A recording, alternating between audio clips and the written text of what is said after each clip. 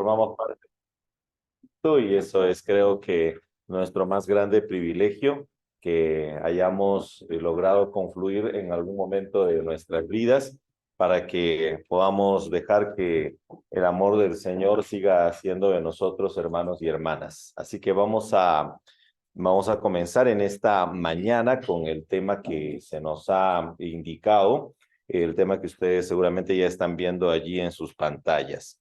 El tema del cual vamos a hablar nosotros en esta mañana es acerca de la Biblia y su mensaje profético. De partida, de lo que no vamos a hablar, porque cuando a veces aparece esta palabra de mensaje profético, comenzamos de repente a tener en nuestra cabeza, es, por ejemplo, a ver cuál es el mensaje escondido que tiene la Biblia, que seguramente se nos va a revelar en el transcurso del tiempo, sobre todo en el transcurso de los fines de los tiempos, que es una especie de asociación que hacemos siempre con el tema de profecía y a la vez también cuando creemos de que cuando estamos hablando de profecía estamos hablando de una especie de vaticinio futuro, ¿no? Eso vamos a tratar de sacarlo de nuestra mente porque si hay algo que la profecía no es que la profecía no es justamente una adivinación de lo que va a acontecer después, no es un cálculo de lo que va a acontecer después. La profecía no necesariamente es algo como a veces se han hecho algunos bastante famosos por creer, porque nos han hecho creer de que de repente han sido los grandes anunciadores de los eventos futuros, ¿no? Como seguramente habrán escuchado ustedes hablar de un señor llamado Nostradamus, no sé si han escuchado, ¿no? ¿Quién como Nostradamus que se hizo famoso? ¿Por qué? Porque cuando las cosas acontecieron, todos dijeron, oh, esto lo predijo Nostradamus, ¿no? Pero es curioso porque casi todo lo que Nostradamus dijo en realidad fue interpretado como se conoce desde una perspectiva que se llama post-eventum, o sea, cuando el evento ya sucedió, dice, ah, esto lo dijo, o sea, cuando ya pasó, ah, esto lo dijo, ¿no? Ah, así es fácil, pues, ser profeta, así es ser fácil ser el vaticinador cuando ya ha acontecido y dicen uno, ya aconteció, pasó lo de Hitler, y dice, ah, pero eso se dijo anteriormente. O sea, la mayoría de estos vaticinadores realmente o se opera de esa manera con la mayoría de estos vaticinadores. ¿Por qué? Porque si hay algo que el Señor Jesucristo y su palabra de alguna manera nos dicen, es que nosotros tenemos que tener nuestra confianza plena en Dios y no confiar en adivinaciones, en agorerías, en lecturas del futuro. En eso no debemos andar confiados. Hola, ¿cómo están? Hola, ¿cómo estás? Entonces, si de algo no vamos a hablar nosotros ahora, es sobre códigos secretos que tiene la Biblia para identificar el futuro, si nos vamos a morir en el... Bueno, ya nos dijeron, ¿no? Que en el año 2000 se acababa todo y no se acabó, ¿no? Nos dijeron que en el 2012 se acababa todo y tampoco se acabó, ¿no? Entonces, así se van siempre como vaticinando en algunas cuestiones, pues no vamos a caer pues en esa trampa. ¿Por qué? Porque el mensaje profético de la Biblia realmente tiene otra línea que vamos a explorar en esta mañana. Abramos nuestras Biblias en el libro de Hebreos. Abramos nuestras Biblias en el libro de Hebreos. ¿No? Estoy bien, no estoy bien. En el libro de Hebreos, el capítulo 1, el verso 1. Hebreos, en el capítulo 1, versos 1 y 2. Vamos a leer. Hebreos está por allá por el final de la Biblia, ¿no? Casi ya para terminar, por ahí está el libro de Hebreos.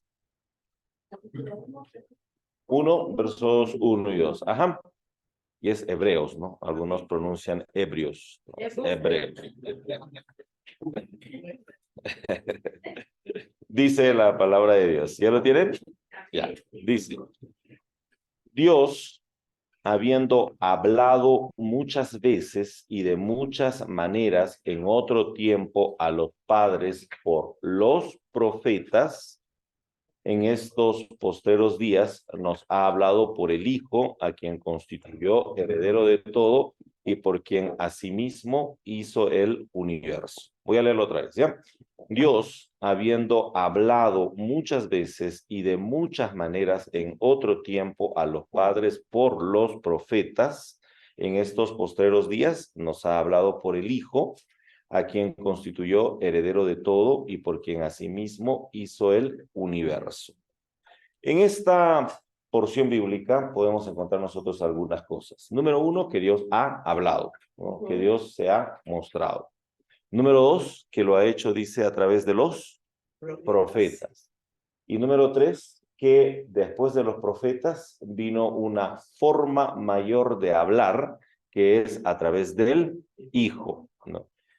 Ya sea por los profetas o ya sea por el Hijo, hay algo que está diciéndonos este texto, es que a Dios le gusta hablar, que a Dios le gusta mostrarse, que a Dios le gusta manifestarse, que a Dios le gusta revelarse, y que ese acto de revelación se ha hecho de acuerdo a lo que dice este texto, es primariamente por los profetas, y luego, de manera más consumada, por el Hijo. Ahora, una cosa es interesante, y eso vamos a ver nosotros en el transcurso de la clase, que a este Hijo, del cual está haciendo referencia este libro, o este pasaje, la gente también lo llamaba, que le dijo a la samaritana, Señor, tú eres profeta. También lo llamó profeta, ¿no?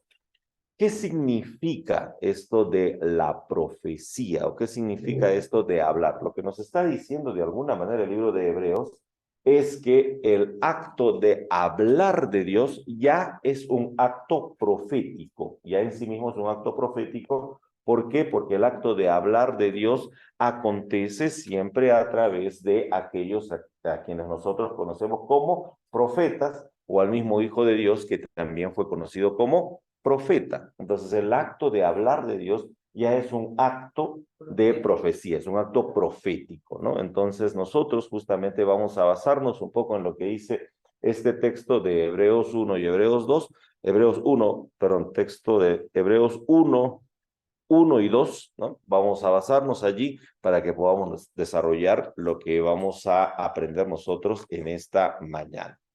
Cuando hablamos de la Biblia y su mensaje profético, podría, mi querida Sonita, hasta ser una especie de redundancia. Podría ser una especie de redundancia porque la Biblia es la palabra de Dios. Y si es palabra de Dios, ya es un mensaje profético, ¿no? Ya tiene que ver con un mensaje profético. O sea, ¿cuál es el mensaje profético de la Biblia? Toda. ¿Por qué? Porque la Biblia es el hablar de Dios. Y si la Biblia es el hablar de Dios, entonces la Biblia es una forma de salir de Dios de su misterio para poder revelarse. Y a eso se le conoce como un acto profético, ¿ya? Entonces es por eso que lo primero que vamos a revisar en esta mañana es una clasificación que hacen los estudiosos de las religiones, hacen una clasificación de cómo es que las religiones se manifiestan en el mundo, o sea, cómo las religiones aparecen en el mundo, se pueden clasificar. Esta es una clasificación bastante general. Las religiones se pueden clasificar de múltiples maneras. Sin embargo, hay una clasificación que se suele dar de manera bastante amplia para entender cómo es que las religiones han configurado su forma o hola Sandrita, su fundamento, ¿no? ¿Cuáles son estas tres formas? De acuerdo al cuadrito que tenemos, dice que hay religiones místicas, hay religiones a las cuales se conoce como religiones proféticas y hay religiones a las cuales se les conoce como religiones que tienen una forma básica que se le ha llamado el animismo y que me voy a explicar a continuación. Todas las religiones, casi todas las religiones, se basan en un fundamento. ¿Cuál es el fundamento en el cual se mueven casi todas las religiones? Lo dijo un investigador muy conocido que se llama Emile Durkheim. Él va a decir que las religiones por lo general tienen como componentes esenciales, como elementos fundamentales, a dos dimensiones que en toda religión siempre se busca o siempre se vive. ¿Cuáles son esas dos dimensiones? Se llama así, lo profano y lo sagrado. ¿Qué es lo profano? El sitio donde nosotros estamos, ¿no? Lo profano es la vida, la realidad misma, donde nosotros nos movemos como seres humanos. Ahora, a través de la búsqueda religiosa, ¿qué buscamos nosotros? Cuando decimos vamos a hacer una búsqueda religiosa, no pensamos en buscar un pan, ¿no? Más bien nosotros hacemos una búsqueda religiosa de 7 hasta las 8:45 y a las 8:45 nos vamos a buscar el pan, ¿no? Ahí cuando salimos. Esa búsqueda del pan no es una búsqueda religiosa, sino es una búsqueda material. ¿Por qué? Porque tenemos un poquito de hambre y lo que hacemos es conseguimos en la inmediatez algo que pueda solventar esa necesidad material.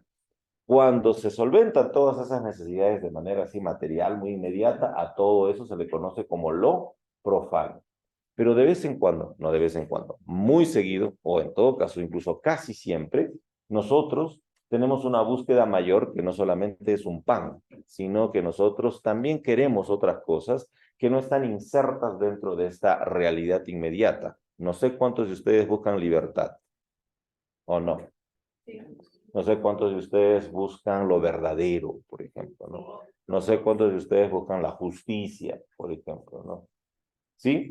Todo ese tipo de cosas no se consiguen saliendo de aquí. Un poquito de libertad van a conseguir cuando terminen aquí y salgan, ¿no? Porque es como que ya, terminó, nos vamos, no somos libres. Entonces, quizás un poquito de libertad se consiga, pero no necesariamente toda la libertad, por ejemplo, ¿no?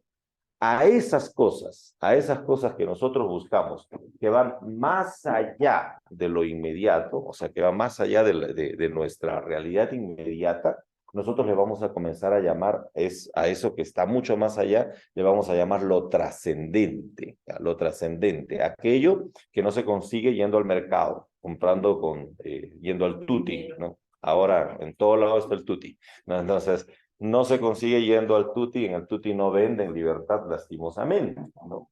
Porque todo lo demás lo venden barato, pero después la libertad creo que no la venden muy barata porque no cuesta, ¿no? Sino que la libertad es una cuestión no valorable en el sentido de que trasciende, digamos, aquello que puede hacer producto del intercambio. ¿Me hago entender? Entonces hay una cosa que es la que conseguimos acá y hay otra cosa que está más allá en lo trascendente. Eso que está en lo trascendente le llamamos nosotros lo sagrado, está en lo sagrado, en un espacio que sobrepasa a lo que nosotros hemos llamado inicialmente como profano. Ahora, todas las religiones lo que quieren es relacionar a los que vivimos en lo profano con aquello que está en lo sagrado. Todas las religiones es lo que buscan, pero hay algunas formas. Hay algunas religiones que creen que lo sagrado está súper escondido, en algún lugar, ahí está súper escondido, y lo que hay que hacer es que nosotros hay que ir abandonando nuestra posición de lo profano para internarnos en el misterioso universo de donde vive lo sagrado.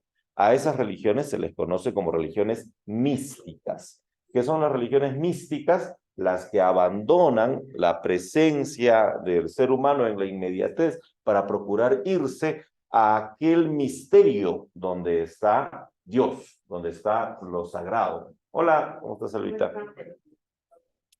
Entonces, a esas religiones se las conoce como religiones místicas, ¿ya? Voy a volver a explicar. Es cuando el ser humano entiende, ya ha asumido de que Dios está en un misterio, que no lo conoce, y para conocerlo lo que hay que hacer es que hay que abandonar la humanidad misma, ¿no?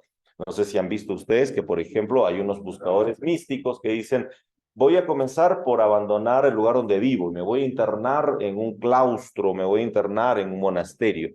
Y de ahí lo que voy a hacer es incluso voy a abandonar mi condición humana, qué sé yo, flagelándome, dejando de comer, etcétera, para ir a buscar cada vez más en ese misterio. A eso se le llama la búsqueda mística. En la búsqueda mística, el ser humano va en busca de Dios porque Dios está en un ámbito misterioso. Hay otras religiones que creen lo contrario. Hay otras religiones que creen más bien de que Dios, que está en el misterio, decide salir de lo misterioso y es Dios quien viene a buscar al ser humano. O sea, que lo sagrado más bien viene en búsqueda de lo profano para buscar reconciliarlo, para buscar salvarlo, para buscar que corrija su camino, para que corrija su existencia o algo así. ¿Ya? A esas religiones en las que es al revés, hola, ¿cómo estás? no es que el ser humano busca a lo sagrado, sino que más bien lo sagrado viene en busca del ser humano. A esas religiones se las conoce como las religiones proféticas, ¿ya?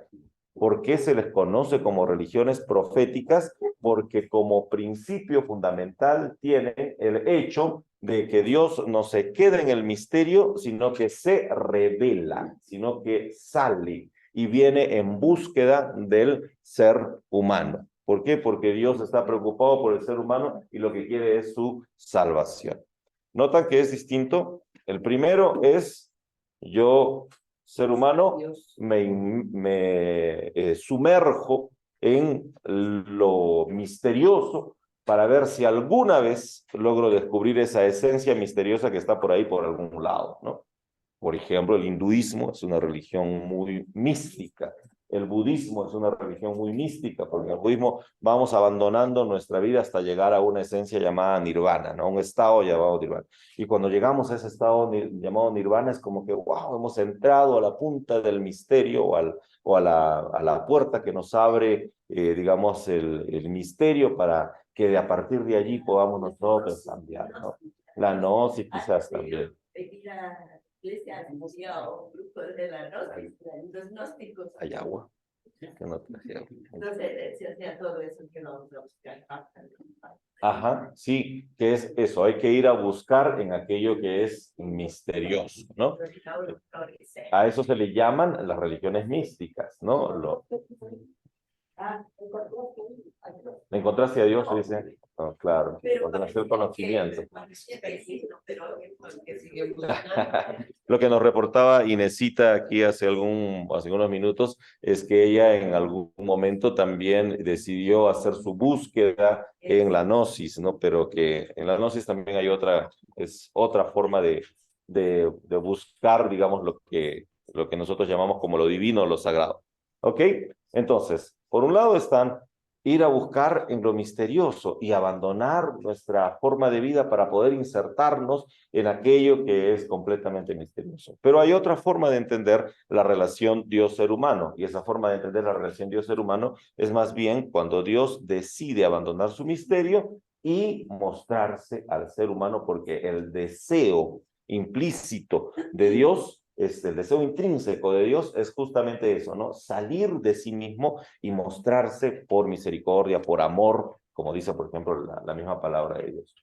Hay una tercera forma que se llama el animismo. En la tercera forma, en el animismo, lo sagrado no está en otro lado, sino lo sagrado está metido en nosotros, ¿no? Entonces, en el animismo, no les voy a explicar mucho porque en realidad no necesitamos nosotros aprender ni la primera ni la tercera, sino más bien la segunda, porque la segunda es aquella donde nosotros nos encontramos. El fundamento del cristianismo está en la salida de Dios de su misterio para revelarse, ¿ya?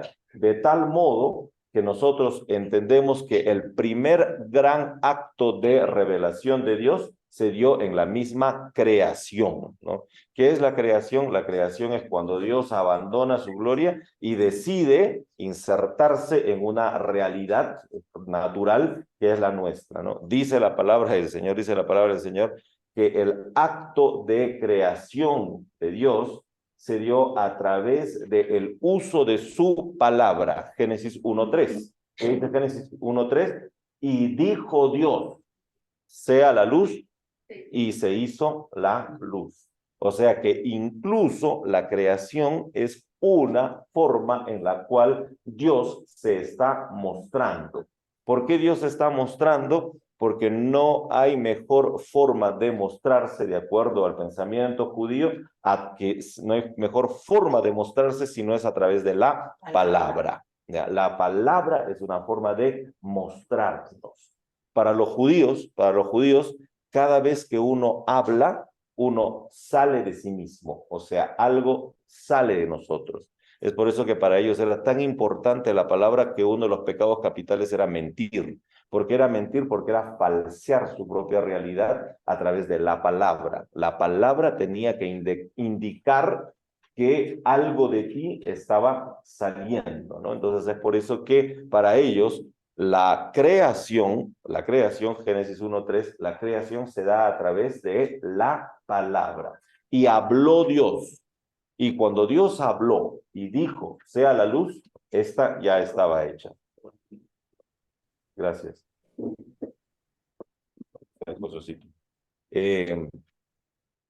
Entonces, esa era la palabra. Ok, lo que quiero decirles entonces es que nosotros estamos dentro de un tipo de religión que cree fehacientemente en lo segundo, en que Dios es quien se muestra, ¿no? A ver, el Antiguo Testamento empieza con la mostración de Dios a través de la creación y el Nuevo Testamento empieza con la revelación de Dios a través de su Hijo Jesucristo, ¿no?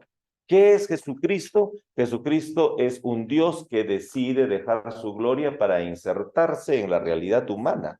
No es un ser humano, no es un ser humano que busca en el misterio hasta lograr ser Dios. No, es al revés. Es Dios quien abandona, o quien siempre fue Dios, pero se inserta, sale de esa divinidad para insertarse en la humanidad y ser hombre, ¿no? Es un Dios que se hizo hombre, que se encarnó. ¿Me hago entender? Entonces, nosotros estamos dentro de algo que se conoce como una forma religiosa, vamos a llamarle así, a algunos no les gusta utilizar ese término, pero vamos a llamarle así, una forma religiosa profética, ¿ya? O sea, nosotros ya de por sí entendemos de que el actuar de Dios en nuestra vida es un actuar profético. Y como decía el texto que leíamos nosotros en Hebreos 1 y 2, que Dios decidió desde un principio mostrarse a través de su palabra. Y esa palabra vino por los profetas y por el Hijo. ¿Ya? Entonces estamos nosotros en una forma que se llama la forma religiosa profética. Vamos a... Ahora, perdón.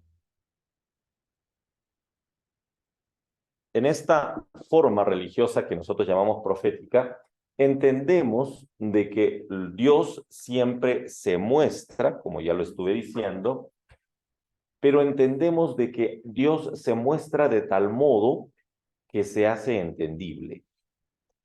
O sea, nadie puede decir que se está mostrando si es que no hay alguien quien recibe esa mostración, quien recibe esa revelación. Y ese quien recibe esa revelación debe entender que realmente alguien se está mostrando. ¿Me hago entender? O sea, nunca podemos decir yo me estoy mostrando si no hay quien me está viendo.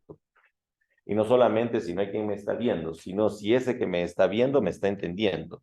Porque si no me está entendiendo, sigo en un misterio, ¿no? Sigo en un misterio. Entonces, esa revelación se da en la medida que yo decido mostrarme, y no solamente decido mostrarme, sino me muestro de tal modo que quien reciba sepa que realmente me estoy mostrando, ¿ya? ¿Y cuál es la mejor forma de mostrarme de tal modo que me puedan entender? Eso es a través de la palabra, ¿ya? De la palabra. La palabra. Entonces es por eso que nosotros también, dentro de nuestra concepción profética de nuestra religiosidad, tenemos un fundamento fuerte. ¿Cuál es el fundamento fuerte que nosotros tenemos? Es que nosotros creemos de que Dios se muestra a través de su palabra. No, de su palabra. Ahora, dentro de nuestra creencia, dentro de nuestras doctrinas, nosotros entendemos que esto que tengo yo en mis manos es la palabra de Dios, o sea, es la voz de Dios, o sea, es Dios hablando, ¿no? De tal modo que hay una Biblia que se llama incluso Dios habla hoy, o sea, nosotros creemos que la Biblia es Dios hablando. ¿Cuándo? Allá en el pasado, no, incluso el día de hoy. El día de hoy nos sigue hablando a través de su palabra. ¿Ya? Entonces vamos a ver un poco eso, cómo la palabra de Dios se constituye en una especie de salida del misterio, ¿ya? Salida del misterio de Dios. La salida del misterio se hace a través de algo visible, perceptible, entendible, asumible. Si no, no hay revelación. ¿Ya? La revelación siempre es de esa manera. Se da de una manera entendible, visible, tangible, de tal manera que nosotros podamos entender. ¿Ok? Por ejemplo, yo ahora he venido, estoy tratando de comunicarles a ustedes a través de la palabra, ¿no? Gracias a Dios que muchos están entendiendo, para otros que de repente los que están todavía dormiditos en cama viendo el Zoom, de repente resulta un poco ininteligible, o sea, de repente no se entiende lo que estoy tratando de decir. Si no se entiende aún lo que estoy tratando de decir, es que todavía sigo en el misterio, ¿no?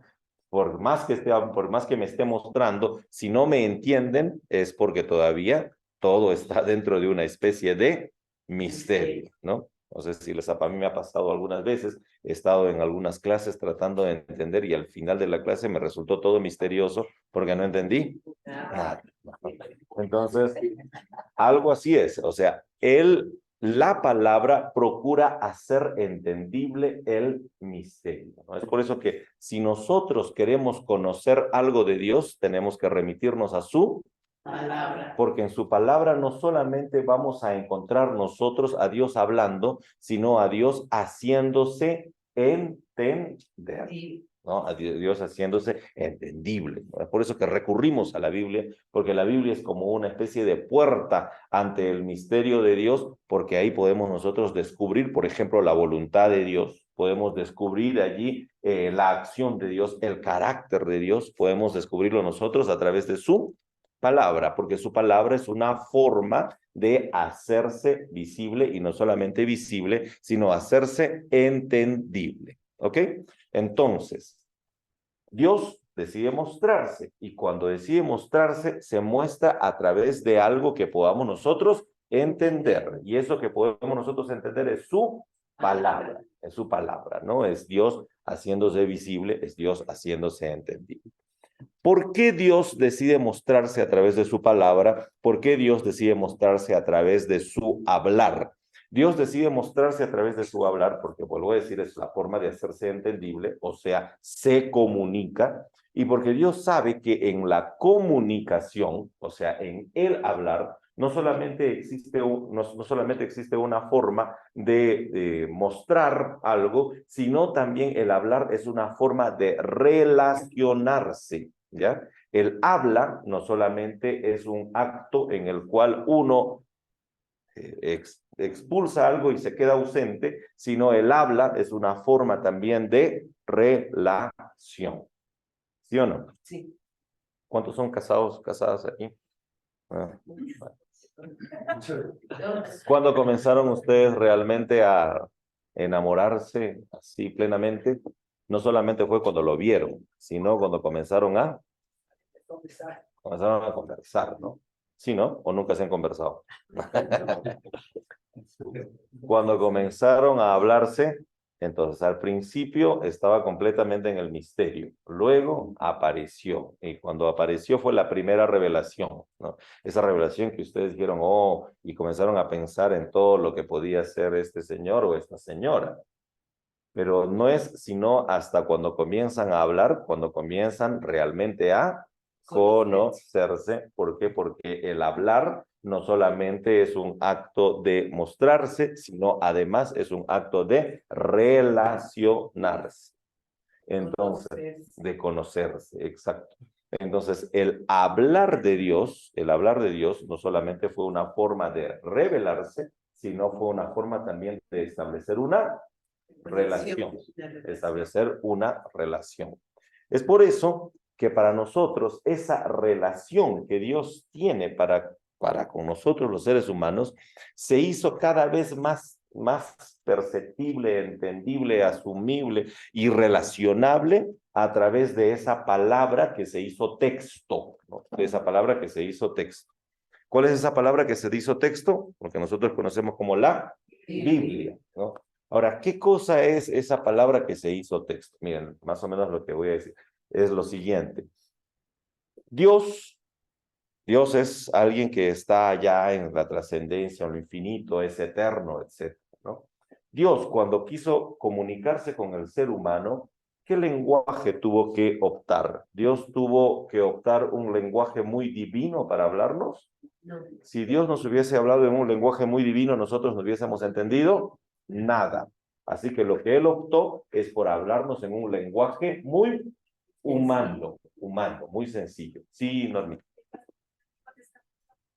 Dios hablaba a los hijos, pero solo hablaba, como Moisés en la salsa ardiente, pero la voz ni le escuchaba.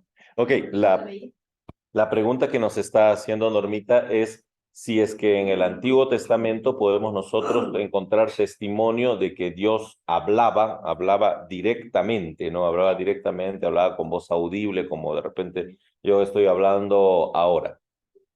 Dos cosas. Dios ha hablado siempre al ser humano. Dios le ha hablado siempre al ser humano. Ahora, Dios le ha hablado siempre al ser humano, incluso hasta el día de hoy.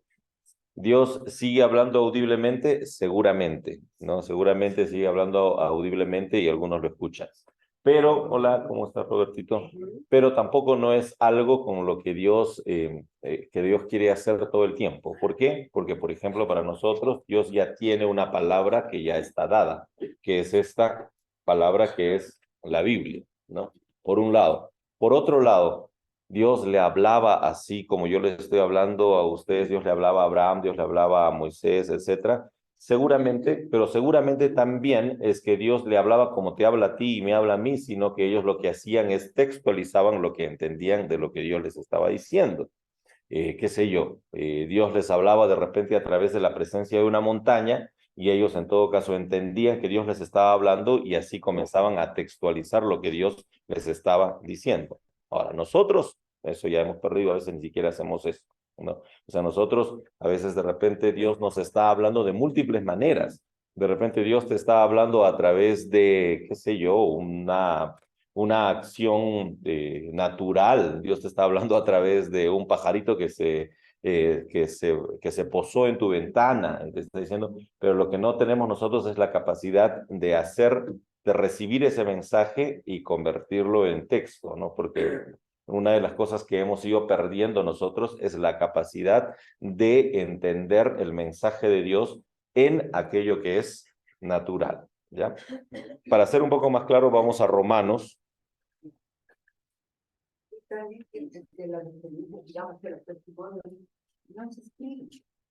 Sí. Entonces, diciendo que Dios le habla, Dios le dice. Ajá. Sí. Pastor, si me permite, o sea que Dios habla. A mi hija le dieron un diagnóstico el doctor que el embarazo venía la niña con muchos problemas, con hidrocefalia, hasta con el virus de la toxoplasmosis, bueno, una cosa terrible. Y entonces cuando mi hija me dice todo eso, ¿yo qué hago? Me postro, me arrodillo al lado de mi cama y empiezo a orar y a llorar, pero a llorar, a gemir, que cómo va a ser justo, que yo voy a tener una nieta así, porque ella sabía que era niña, ¿no? Lloraba, pero ya de veras, y le lloraba al Señor, cuando con voz audible me dijo, este momento voy a operar en el vientre de la madre. Entonces yo pegué el grito y le dije, gracias Señor, y saltaba como una loca y fui y le di al centro y le dije, Wendy, arrodíllate en esta hora porque el Señor va a operar en tu vientre. Y ella lloró también al otro lado y llorábamos las dos. Cuando después de 15 días que tenía la consulta, dice, ¿qué pasó? La niña está sana. Viene esa niña. Bien preciosa. Cuando nació, como ahí estaba un primo mío que es médico que le atendió a mi hija, y él ya sabía, ¿no? Y baja corriendo. Déjame cortarte ahí, mi Inesita, porque lo que hay que hacer es que lo que estás diciendo que sea entendible para los hermanos del sur. Inesita nos está contando en este momento un testimonio, lo que estamos hablando nosotros bajo la pregunta de Normita y también bajo lo que nos está diciendo Sonita y ahora Inesita, es que Dios habla. Dios puede hablar, por ejemplo, de múltiples maneras. Dios puede hablar de manera audible, nos está diciendo Inesita, que en una experiencia personal que tuvo en la que Dios le habló sobre una intervención a su nieta y fue tan perceptible, entendible, que eso le generó a ellas todo un regocijo porque Dios actuó de esa manera y se hizo efectivo, se hizo concreto a través de la sanidad de su nieta, ¿no? Entonces, y ahora tiene la niña de 10 años, es una preciosa que ama al Señor. Amén. Y ahora lo que nos dice es que ya la niña tiene 10 años y pues gracias a Dios ella ha logrado también asimilar esta fe. Vamos a revisar, gracias Inesita, me parece excelente lo que nos estás diciendo. Vamos a revisar lo que dice Romanos 1, versos 19 al 20, versos 19 y 20. Romanos 1, 19 y 20. Para entender un poco mejor lo que les estoy tratando de decir. Dice, sí, yo creo que Dios habla de esta manera audible, aunque no necesariamente tenemos que estar esperando que siempre nos hable de manera audible. ¿Saben por qué? Porque Dios ya nos habla a través de su palabra, ¿no? Sino que a veces como tenemos flojera de leer la palabra, le decimos, háblame audiblemente. Y Dios te va a decir, anda, lee la Biblia, ¿no? Porque ahí está todo lo que yo te tengo que decir, no te tengo que estar diciendo todas las cosas. Pero no solamente eso, sino lo que dice Romanos 1, 19 y 20. Romanos 1, 19 y 20 dice, porque lo que de Dios se conoce les es manifiesto, pues Dios se lo manifestó. ¿Cómo lo manifestó? Porque las cosas invisibles de Dios, su eterno poder y su deidad, se hicieron claramente visibles. ¿Desde cuándo?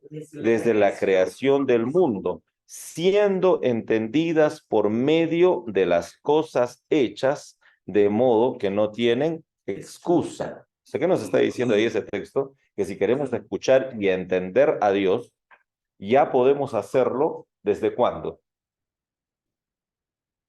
Desde la creación del mundo. ¿A través de qué? De las cosas creadas. O sea, ¿qué es lo que le pasaba a Abraham? ¿Qué es lo que le pasaba a Moisés? Moisés veía una zarza y cuando veía una zarza, Dios le estaba hablando y él entendía y decía, Dios me habló y me dijo esto y lo otro, ¿no? O sea, no necesariamente era que Dios estaba, hola Abraham, levántate, te voy a hablar esta mañana, sino que las cosas, las experiencias que él vivía, sentía que Dios le estaba hablando y decía, Dios me habló, vino a mí la palabra de Jehová y me dijo estas cosas. Ahora, nosotros hemos perdido esa capacidad, porque nosotros en principio vemos las cosas naturales y más vemos recursos aprovechables y no necesariamente Dios presentándose allí. Y no solamente eso, sino otra capacidad que hemos perdido es de que a veces reconocemos y decimos, oh, qué lindo Dios, tú estás allí, pero no podemos hacer texto, o sea, no podemos entender el mensaje de Dios, ¿no? Esa es una cuestión que hemos ido perdiendo. ¿Y por qué hemos ido perdiendo? Por una, como dice aquí mismo, miren lo que dice aquí mismo, dice el verso 21. Dice, pues habiendo conocido a Dios, no le glorificaron como a Dios ni le dieron gracias, sino que se envanecieron en sus razonamientos. Nos envanecimos en nuestros razonamientos y cuando nos envanecimos en nuestros razonamientos, en vez de entender, lo que hicimos fue más bien creer de que nosotros somos dioses. Una cosa así. Sí. Mi corazón, versículo 20, es que Dios no solo habla, sino que hace evidente la palabra que él habla. Porque, por ejemplo, cuando ocurrió con Moisés, con él conversaba. Entonces, él le dijo, va a pasar esto, el otro, y esas cosas se hicieron realidad, o sea, fueron evidentes. Sí, no necesariamente, mi Albita. No es que Dios se apareció a Moisés diciéndole las cosas que iban a pasar. Dios se apareció a Moisés y a todos los demás, no solamente para vaticinar lo que iba a pasar, sino para decir que hay algo en el presente que se tiene que corregir, para decir algo en el presente que se tiene que hacer e incluso para recordarles las cosas del pasado. O sea, una de las cosas tenemos que nosotros ir siempre entendiendo que el acto profético, o sea, la palabra de Dios que nos llega, no solamente es para anticiparnos el futuro. Y por una razón bien simple, incluso para la gente de los que escribieron la Biblia, más importante era recordar lo que Dios había hecho para corregir a la actitud presente y luego esperar el futuro. Pero a nosotros nos pasa una cosa distinta. A nosotros nos pasa de que nosotros siempre queremos adelantarnos al futuro y eso es lo que más nos interesa, ¿no? Nos despertamos todos los días con el afán de saber qué va a ser de nosotros. Y ahorita llega Año Nuevo y cuando llega Año Nuevo vamos a comenzar a pensar, oye, ¿ahora qué será este Año Nuevo de nosotros, ¿no? Profesor, acerca de lo que usted dice que ahora ya no escuchamos a Dios, aquí está la respuesta en la 22. Profesándose sabios, se hicieron necios. Así es. Porque no, pues habiendo conocido a Dios, no le glorificaron como Dios, ni le dieron gracias, sino que se envanecieron en sus razonamientos. O sea, así es. Pensamos, gana más nuestro razonamiento que el de Dios. Así es, así es, así es. Una de las cosas que lastimosamente ha hecho de que el ser humano se pueda ir perdiendo y no necesariamente entienda a Dios es porque en vez de que su razonamiento lo lleve a entender a Dios, lo que ha hecho más bien es ocultar un poquito lo que realmente los razonamientos mismos dicen, ¿no? Entre otras cosas. ¿Ok? Entonces, lo que les estoy diciendo es que somos nosotros. Nosotros estamos dentro de una noción profética de la fe. ¿Por qué? Porque creemos que Dios se muestra. Y Dios se muestra a través de todo, ¿no? A eso que se muestra a través de todo le llamamos la palabra. Y esa palabra, para que sea más entendible, ha sido convertida en texto. Y ese texto es un texto que ha sido traído en un texto humano. El hebreo no es un idioma sagrado. El hebreo es un idioma, una lengua humana, igual el griego. Y en hebreo y en griego Dios habló, de tal modo que su voz se hizo conocible, se hizo entendible por el ser humano. Y no solamente ha pasado ahí, sino que el día de hoy tenemos un acto nosotros para actualizar ese mensaje textual de Dios que le llamamos la traducción del texto. Es por eso que los textos en hebreo y en griego los traducimos al... ¿Para qué? Para que nosotros podamos entender, o para que nosotros podamos entenderlo. Pero aún así, algunos dirán, oh, pero cuando la palabra de Dios se hizo texto, entonces no todos lo entienden, porque hay un montón de gente ágrafa, analfabeta, ¿no? Que no pueden leer. Es que la palabra de Dios no solamente son las palabritas que están aquí, sino es todo el sentido y significado que tiene este escrito que se hace entendible a través de la palabra o a través del texto, ¿no? Entonces, por ejemplo, el día de hoy hay muchos esfuerzos, no solamente para tener a la palabra de Dios a través de un libro, sino a través de cuestiones, por ejemplo, audibles, a través de lenguajes propios para los invidentes, para los no videntes. Hay distintas formas de hacer que este texto pueda llegar incluso a personas que no necesariamente sepan leer. ¿Por qué? Porque hay un principio fundamental que tenemos nosotros, y el principio fundamental que tenemos nosotros es que el hablar de Dios es solamente para algunos, el hablar de Dios es para todos, para todos, ¿no? Para todos. Y eso tenemos que tener nosotros presentes, ¿no? Que el hablar de Dios es para todos, ¿ya? Porque es lo que Dios quiere que el ser humano pueda entender. Ok, ahora vamos a pasar, ya lo primero que quise plantearles es que nosotros entendemos y creemos plenamente de que Dios es un Dios que sale de su misterio y se revela. Y se revela a través de su palabra y que su palabra al fin ha llegado a nosotros a través de un texto, ¿no? Entonces, con todo eso lo que estamos diciendo es que nosotros estamos afincados en una fe en la cual tenemos un Dios que siempre quiere revelarse. A esa forma de fe o a esa forma de religión se le conoce como una forma profética, una forma profética. Nosotros creemos en un Dios profeta, ¿ya? En un Dios que siempre está hablando, que siempre está transmitiendo, que siempre se está revelando, ¿ya?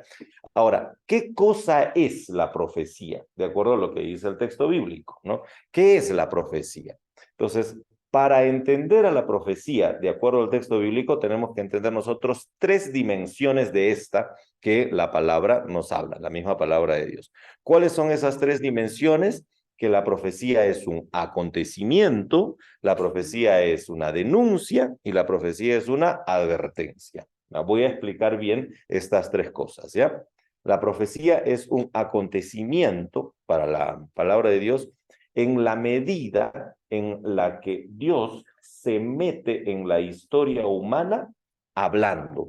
Cuando el profeta decía, vino a mí palabra de Dios, cuando decía el profeta, así como está en esos textos que les estoy mencionando, vino a mí palabra de Dios diciendo, lo que estaba diciendo el profeta era de que Dios decidió moverse en algún momento y meterse en la historia humana a través de su palabra. ¿Y quién era el portador de esa palabra en la que Dios estaba tratando de hablar? Él o la, él o el profeta o la profetisa, ¿no? En la Biblia encontramos nosotros también profetizas, por cierto, ¿eh? No tengamos nosotros, es más, en un momento en que en la historia de Israel ya la gente no había entendido, no entendía el mensaje de Dios, en un momento crucial en la historia de Israel donde no entendían la palabra de Dios, tuvo que intervenir una profetisa para que se haga entendible la palabra de Dios. Vamos a ver eso rapidito en Segunda de Reyes.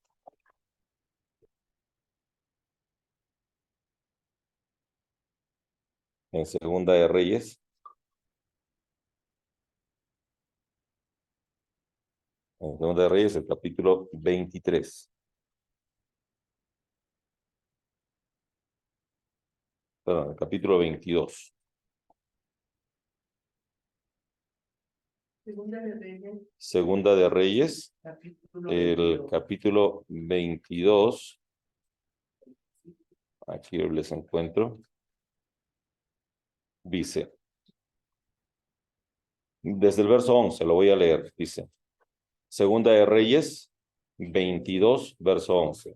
¿Qué es lo que pasaba allí? Que Israel estaba sumido en la peor de sus crisis, y cuando estaban sumidos en la peor de sus crisis, llegó un rey que se llamaba Josías, que comenzó a hacer unas reformas, y en esas reformas dijo, vamos a reformar el templo porque tenemos nosotros que volver a Yahvé, a volver a Jehová, y cuando estaban acomodando ahí el templo, encontraron un libro de la ley, y cuando encuentran un libro de la ley, el sacerdote Hilcías y el escriba Safán y el rey Josías, todos varones, encontraron y se alegraron todo, pero miren lo que pasó. Y cuando el rey hubo oído las palabras de la ley, rasgó sus vestidos. Luego el rey dio orden al sacerdote Hilcías, a Ahicam, hijo de Safán, a Acbor, hijo de Micaías, al escriba Safán y a Asaías, siervo del rey, diciendo, vayan y pregunten a Jehová por mí y por el pueblo y por todo Judá acerca de las palabras de este libro que he hallado, porque grande es la ira de Jehová que se ha encendido contra nosotros, por cuanto nuestros padres no escucharon las palabras de este libro para hacer conforme a lo que nos fue escrito. O sea, dijo, vayan para que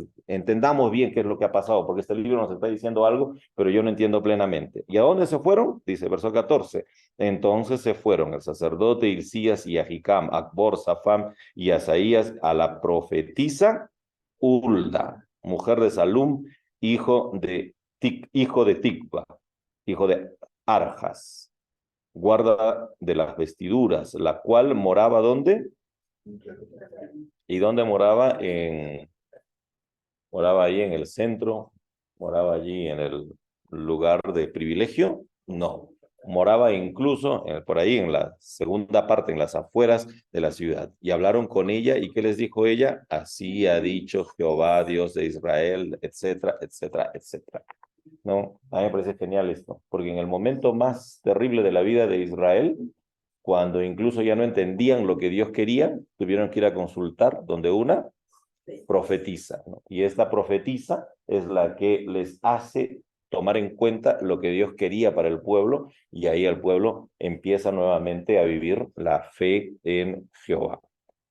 Ok, entonces les decía que y no solamente ella, no hay otras profetisas más que aparecen en el texto bíblico. Débora es reconocida como una profetisa también, no también en una cosa medio extraña, pero hay una señora que se llama la señora de Endor, la vidente de Endor, la Roe de Endor, donde también ella actualiza un mensaje del profeta Samuel. Y bueno, en 1 Corintios, el capítulo 11, también ahí el apóstol Pablo dice a las mujeres que profeticen, dice, ¿no? O sea, estoy diciendo esto porque algunos creen que solamente hay profetas varones y no, o sea, los profetas, o sea, no hubo una forma más sencilla y más justa de hablar de Dios si no fue a través de los profetas y las profetisas.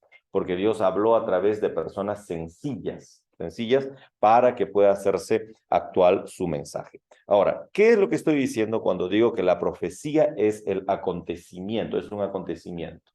Dios está viviendo, y el ser humano también, y en algún momento se hace necesario que el ser humano entienda de que Dios está metido en la historia humana. Y para que el ser humano entienda de que Dios está metido en la historia humana, aparecían los profetas. ¿Por qué? Porque los profetas lo que hacían es decir, vino a mí la palabra de Dios para hacerse real en este momento histórico y para que escuchemos todos lo que Dios quiere para nosotros, de tal modo que entendamos que en nuestra historia no estamos solos, sino que en nuestra historia, ¿quién está acompañándonos? Dios, ¿no?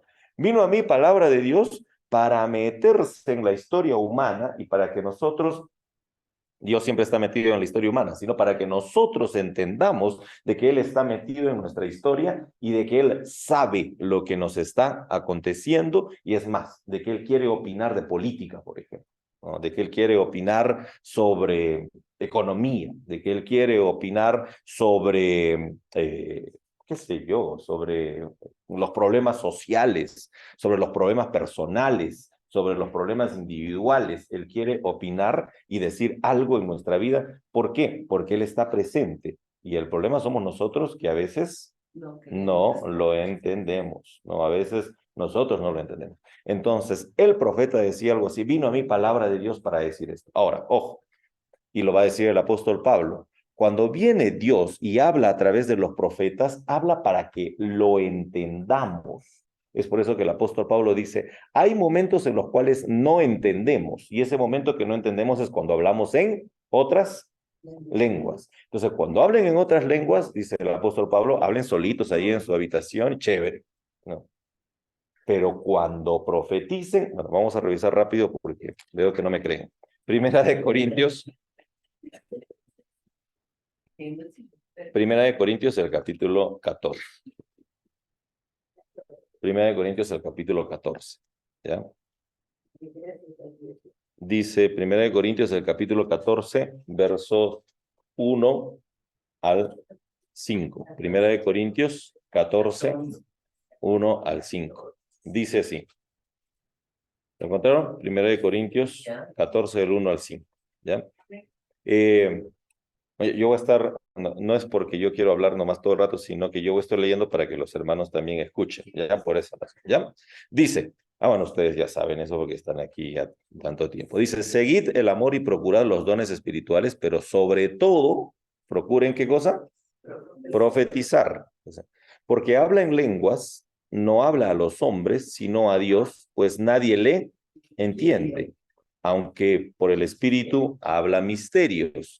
Pero el que profetiza habla a los hombres para edificación, exhortación y consolación. El que habla en lengua extraña a sí mismo se edifica, pero el que profetiza edifica a la iglesia. Así que quisiera que todos vosotros hablen en lenguas, chévere, hablen en lenguas, pero más que eso, profeticen, porque mayor es el que profetiza que el que habla en lenguas, a no ser que las interprete para que la iglesia reciba edificación. ¿Ok? Sí, entendimos lo que nos está diciendo, ¿no? Lo que nos está diciendo es que lo que quiere Dios es que a través de la profecía la gente entienda de que Dios está metido en la historia humana de tal modo que podamos nosotros entenderlo, ¿no?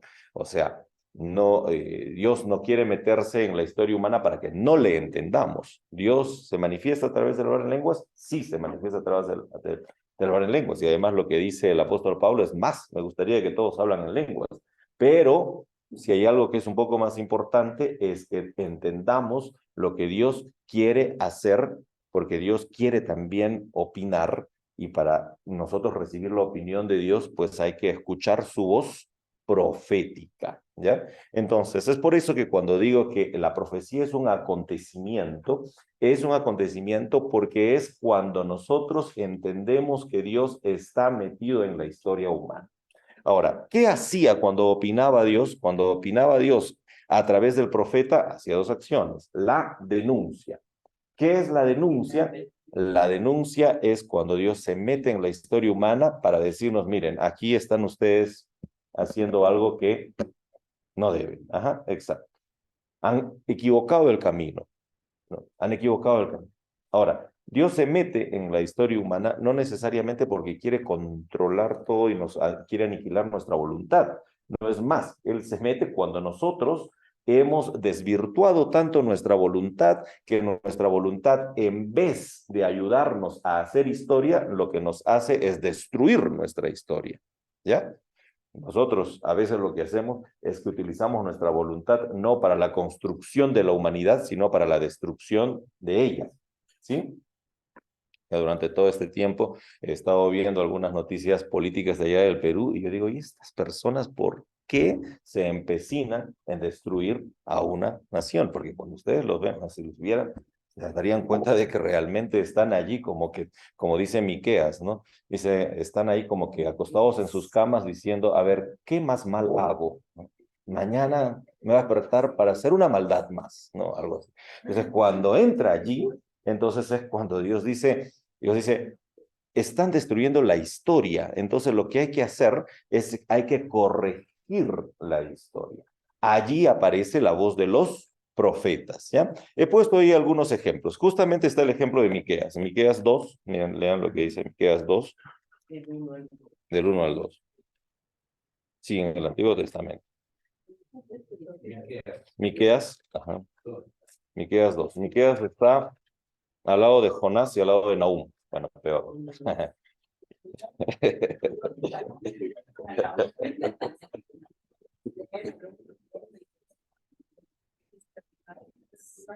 Ahí mostraron Miqueas. Alejito. Sí. Dice Miqueas 2 del 1 al 2. Dice, hay de los que en sus camas piensan iniquidad y maquinan el mal, y cuando llega la mañana lo ejecutan porque tienen en su mano el poder. Codician las heredades y las roban, y casas y las toman, oprimen al hombre y a su casa, al hombre y a su heredad. ¿Esto es algo que pasaba allá nada más? No, sigue pasando. Sí, ¿no? Pero fíjense, no es una denuncia, es una denuncia, es una denuncia que, y no es una denuncia, algunos dicen la profecía es una denuncia donde te aparece el profeta para decirte, mira, te quiero decir que estás en pecado, una cosa así, quiero decirte que te han visto con tal persona en un sitio que no debes. No sé, eso no me parece mucha denuncia, ¿no? Eso me parece más... Ajá, eso, ustedes, o sea, eso más parece, ¿no? Una murmuración o algo así. Eso no es una profecía. La profecía es meterse en la realidad humana que está destruyendo a muchos, que está destruyendo al pueblo, que está destruyendo a la nación, ¿no? Y que no solamente está destruyendo a una persona, sino que está destruyendo a la humanidad, ¿no? Como por ejemplo esta denuncia que estamos viendo, ¿no? Dios están ahí para corregir nuestra historia. Así es, ajá, para corregir eso, nuestra historia, ¿no? Y la historia no la hace uno, sino la historia la hacemos todos, no todos. Entonces allí es cuando interviene el profeta. Por eso no sé si nos damos cuenta, la profecía es una forma de actualizar, hacer concreto el actuar de Dios para corregir nuestra historia, ¿no? Y corrigiendo nuestra historia, aparece la tercera parte, que es la advertencia. ¿Qué es la advertencia? Es, ¿qué va a pasar si no corriges tu historia? Entonces, ¿qué es lo que va a pasar si no corriges las consecuencias propias? Las advertencias, algunos han dicho, ahí está, las advertencias son vaticinios. No necesariamente son vaticinios, porque las advertencias que daban los profetas las daban en un pleno conocimiento de lo que les acontecía o de lo que estaban pasando. Miren, los profetas, estos que están en la Biblia, ¿no? Amós, Oseas, Jonás, Miqueas, etc. Y todos los demás, estos que están en la palabra de Dios, no eran hombres ajenos a la realidad. Eran personas que estaban metidas dentro de la realidad y ellos conocían realmente lo que les pasaba. Ya, esto es lo que también tenemos que hacer nosotros, ¿no? Nosotros no tenemos que vivir muy ajenos de la realidad. Siempre de vez en cuando tenemos que escuchar las noticias, ¿no? Aunque también es muy cierto que a veces las noticias no necesariamente nos dicen toda la verdad, pero para eso tenemos que tener siempre el discernimiento. Mira, no hay cosa mejor, no hay cosa mejor, no hay cosa mejor que siempre tener un carácter crítico, ¿no? Un carácter crítico significa no solamente aceptarlo todo, ¿no? O sea, es más, yo espero que ustedes, por ejemplo, en esta mañana estén también con una especie de escucha crítica y no me crean todo, ¿ya? Sino que están también allí diciendo, voy a volver a investigar eso, ¿no? Es bueno que una persona crea en un profeta. Sí, sí, claro. ¿Puede esa persona seguir y escuchar a esa profeta? Sí, es bueno que una persona le crea a un profeta o a una profetisa, sí. Lo que no es bueno es que las personas crean que cualquiera o todo el mundo es profeta o profetisa. ¿Ya? Eso sí. Que le interpretemos a nuestra conveniencia. Y tampoco es bueno que lo interpretemos a nuestra conveniencia, exactamente, ¿no? Sí. Ok, la pregunta de Margarita es, ¿y quién pone aquel que es profeta, apóstol, etcétera? De acuerdo a lo que nos dice la palabra de Dios, de acuerdo a lo que nos dice la palabra de Dios, realmente no hay o sea, si había, de acuerdo a la palabra de Dios, si había una función que no dependía de algún tipo de institucionalidad humana, esa era la labor profética, ¿ya? Las demás dependían de algún tipo de institucionalidad humana. Los reyes eran puestos de acuerdo a un linaje, de acuerdo a toda una cuestión así súper tradicional. Los sacerdotes tenían que también ser investidos porque eran pertenecientes a una tribu, etcétera, y todo lo demás, ¿no? Pero los profetas eran gente común y corriente que emergía en medio de la necesidad humana, de una realidad caótica, para corregir el camino y para que el ser humano se encauce dentro de la historia. ¿Quién debe escoger a los profetas? El día de hoy también tenemos que decir nosotros, no, eso es un asunto que viene solamente de Dios. Es más, el profeta o la profetisa es alguien que puede surgir del mismo pueblo. Ahora, lo que quiero decir también es que un profeta o una profetisa no es una persona súper especial, súper mística que está como que en una tercera dimensión y que de ahí dice una cuestión así. No, miren, sin saberlo o sin quererlo quizás, muchos de nosotros nos hemos comportado como profetas o profetisas. ¿Por qué? Porque hemos dado una palabra en un momento de necesidad, pero a veces ni siquiera lo hemos sabido. Como dice el apóstol Pablo, en la medida que lo que dices sea algo que venga de Dios para exhortar, edificar o consolar, porque dice, para edificación, exhortación y consolación, ahí estás cumpliendo una labor profética.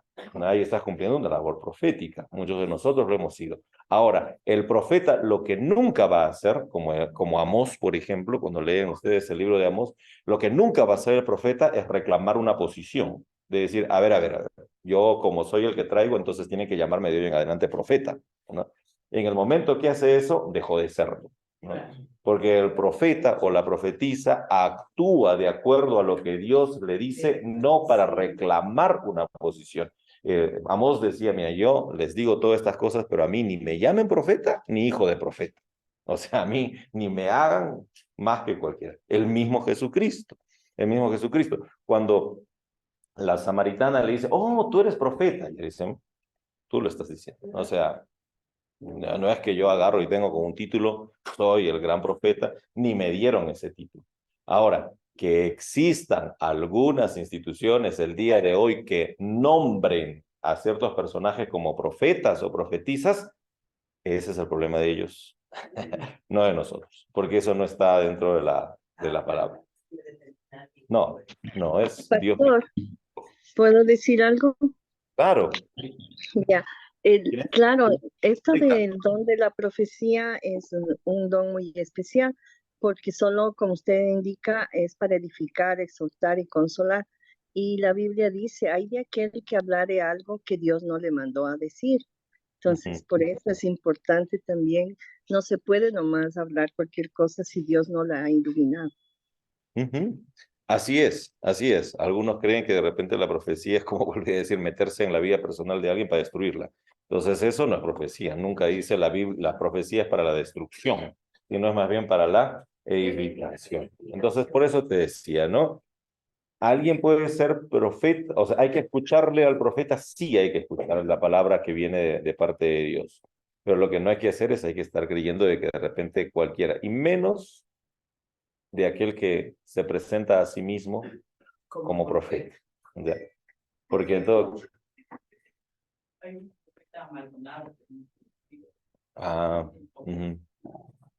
Ya su apellido lo revela. Ah, no, mentira. No, no.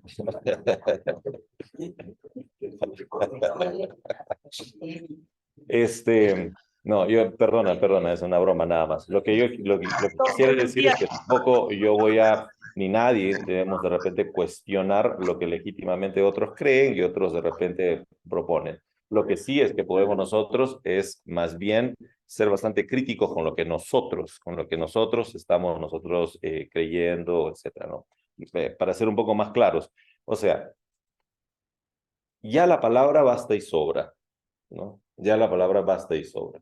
Leyendo la palabra, ya podemos nosotros estar muy afianzados en la fe que tenemos en el Señor.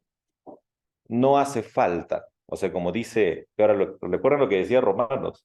Recuerdo, Romanos incluso decía, ni siquiera esto, sino que con todas las cosas creadas, ¿recuerdan? Vamos a leer otra vez Romanos 1:19, ¿no? 1:19.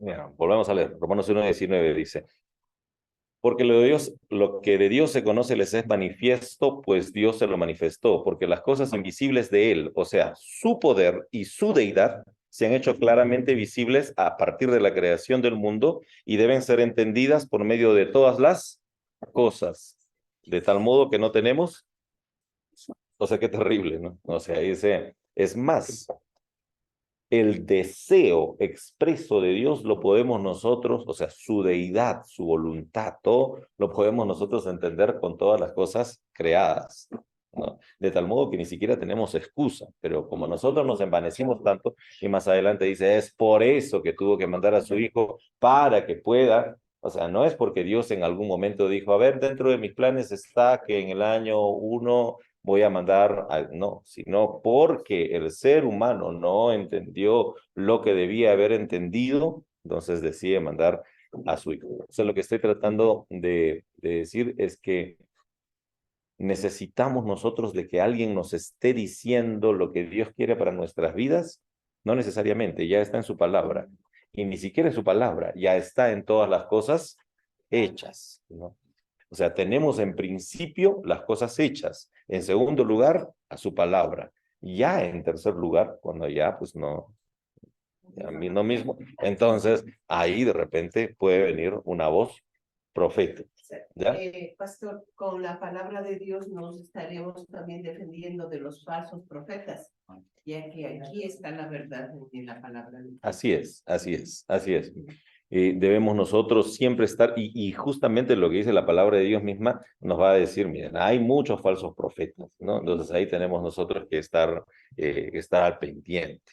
Ok, la advertencia. Entonces, la advertencia es, si no corriges tu camino, esto es lo que va a pasar, las consecuencias. Ok, las tres grandes bases para entender lo que es la profecía, ¿no? La profecía. Dios actuando para denunciar y Dios actuando para advertir, ¿ya? Entonces, en eso podemos nosotros resumir lo que se llama la palabra profética o en todo caso la acción profética, ¿ok? Sigamos. Ahora vamos a revisar. Ya les he dicho yo. La Biblia en sí misma es el mayor ejemplo de la actitud profética de Dios, porque Dios quiere revelarse, quiere intervenir, quiere estar presente y lo hace a través de su palabra. Pero en la Biblia vamos a encontrar de manera explícita ¿ya? Explícita quiere decir que en todo está implícito, o sea, toda la Biblia ya es una palabra profética, pero hay algunas de estas palabras donde expresamente dicen, esta es palabra de profecía, ¿ya? Expresamente. Entonces, insistiendo, toda la Biblia es una revelación profética de Dios porque se ha hecho conocido a nosotros a través de todo lo que la Biblia nos dice, pero en algunas partes de manera expresa dicen, este es una palabra del profeta o esta es una palabra de los profetas, ¿ya? He puesto ahí un listado, ¿no? El libro de Deuteronomio, por ejemplo, y lo voy a explicar por qué, la sección que se llama la sección de los profetas, una sección apocalíptica en el Antiguo Testamento, los evangelios, la literatura paulina y el Apocalipsis de Juan van a aparecer de manera expresa como manifestaciones proféticas, como hablas proféticas, ¿ya? ¿Sí me hago entender? O sea, toda la Biblia tiene el carácter profético, pero hay algunas que de manera expresa lo van a decir. Vamos a estudiar. Next one. ¿Ya le han aplaudido al Josué? No. Josuecito siempre hace un gran trabajo. Ok, eso era para que no esté entretenido en el celular.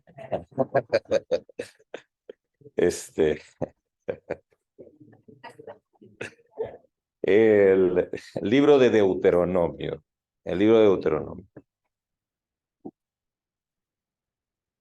La Torá o el Pentateuco, ¿no? O lo que nosotros conocemos como los 5 primeros libros de la Biblia, Génesis, Éxodo, Levítico, Números, Deuteronomio, esos 5 primeros libros de la Biblia, para el pueblo de Israel ya eran libros en los cuales Dios estaba hablando. Dios estaba hablando así de manera clara, explícita, ¿no? Eran estos 5 libros. Sin embargo, para el pueblo de Israel, y el mismo texto bíblico lo va a decir, hay un libro en el cual Dios manifiesta de manera bastante clara, evidente, entendible, su promesa. Y ese libro es en el libro de Deuteronomio, porque en el libro de Deuteronomio Dios dice lo que quiere que el pueblo entienda y a su vez también expresa allí la promesa que les está dando de la tierra, ¿ya? Ahora, es tan fuerte esta promesa que aparece en el libro de Deuteronomio, que incluso cuando termina el libro de Deuteronomio, cuando ya está cerrándose el libro de Deuteronomio, aparece una frase que es una frase que podemos nosotros subrayarla, que está en el capítulo 34, el verso 10, que dice, todas estas cosas fueron dichas por Moisés, y después de Moisés no se levantó en todo Israel un profeta tan grande. O sea, dice el texto de manera explícita que Moisés fue un profeta. Moisés fue un profeta. O sea, por eso lo pongo allí. El libro de Deuteronomio se entiende como un libro en el cual aparece el personaje llamado Moisés como un profeta. ¿Por qué? Porque es alguien que trajo el mensaje de Dios. ¿Ya? Yeah. Entonces, por eso ponemos allí el libro de Deuteronomio.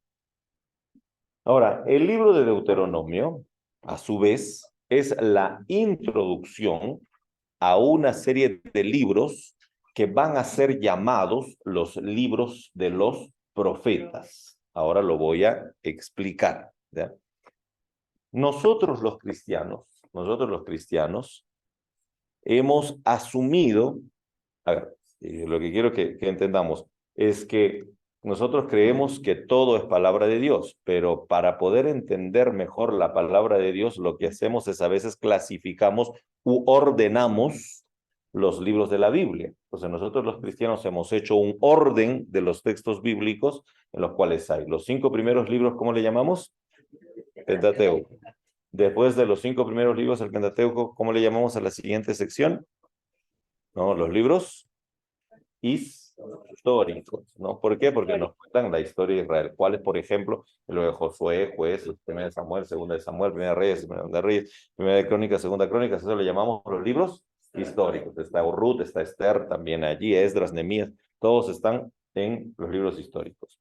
Después de los libros históricos, nosotros los cristianos llamamos a los siguientes libros los libros poéticos. ¿Por qué? Porque aparecen ahí poesías, como los salmos, los proverbios, Eclesiastés, Cantares, etcétera, son libros poéticos.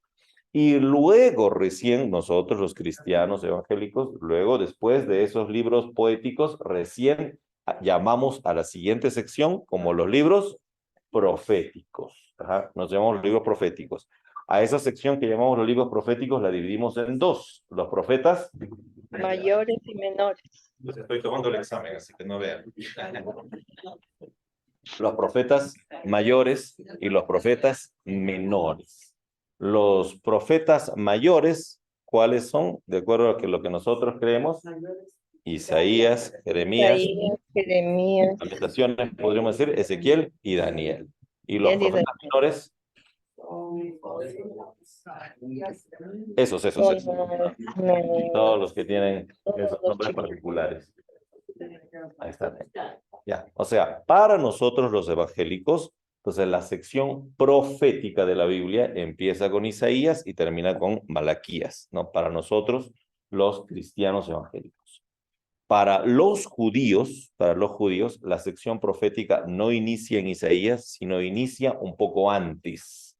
Ya, para los judíos, la sección profética comienza en aquello que nosotros llamamos histórico, ¿ya? En los libros históricos, a lo que llamamos nosotros Josué, Jueces, etcétera, en el caso, desde Josué, desde Josué. Josué, Jueces, Samuel y Reyes. Crónicas no entra. Esos son los profetas anteriores. En los judíos. Son los profetas anteriores. Y luego vienen los profetas posteriores. Y los profetas posteriores son los que nosotros llamamos profetas. ¿Ya? Lo que nosotros llamamos profetas, para los judíos son los profetas posteriores. ¿Ya? Y hay de Isaías en adelante. Exacto. ¿Por qué le clasifican así entre mayores y profetas menores? Nosotros los evangélicos clasificamos, Robertito está preguntando por qué se clasifica entre profetas mayores y menores. La única razón es que es por la extensión del libro. ¿Ya? El libro de Isaías, Jeremías, Ezequiel y Daniel tienen una extensión mayor que los otros que son libros pequeños. Entonces, por esa razón llamamos nosotros profetas mayores y profetas menores. Pero tienes razón, esa nomenclatura es como que medio rara, ¿no? Porque es como que jerarquiza, ¿no? O sea, mayores, menores. Pero bueno, ya son cosas que no están dentro de la Biblia. O sea, no es que esos títulos han sido puestos por Dios. Nosotros, para entender mejor el orden de los libros, propusimos esa manera. Para los judíos, como vuelvo a decir, ya Josué, Jueces, Samuel y Reyes son libros proféticos. ¿Por qué son libros proféticos para los judíos estos que se llaman profetas anteriores? Porque son los libros en los cuales ellos entienden de que Dios cumple la promesa. ¿Ya? La promesa que Dios había hecho a través del profeta Moisés en el libro de Deuteronomio de que iban a recibir la tierra, se cumple en Josué, Jueces, Samuel y Reyes. Entonces ellos dicen, estos libros son proféticos. No porque anuncian lo que va a pasar, sino porque más bien retratan lo que se está cumpliendo, el cumplimiento de la promesa, ¿ya? Pero además de eso, porque en estos libros, Josué, Jueces, Samuel y Reyes, para los judíos son libros proféticos porque en estos libros comienzan a aparecer unos personajes que fueron unos personajes, wow, ¿no? Quizás los que necesitamos nosotros el día de hoy.